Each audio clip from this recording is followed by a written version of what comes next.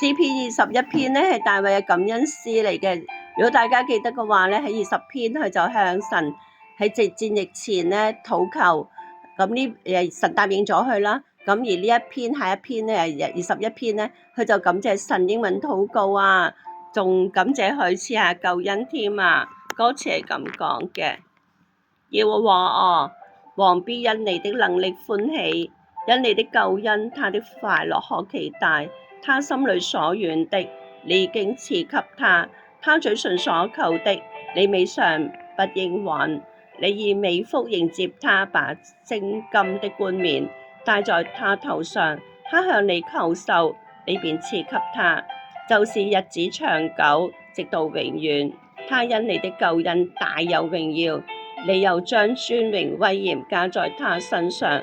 你使他有鴻福，直到永遠，又使他在你面前歡喜快樂。王倚靠耶和華，因至高者的慈愛必不搖動。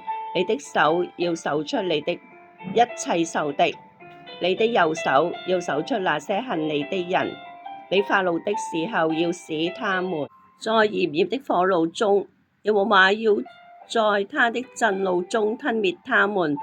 那火要把他們燒盡了。你必從世上滅絕他們的子孫，從人間滅絕他們的後裔，因為他們有意加害於你。他們想出計謀，卻不能作成。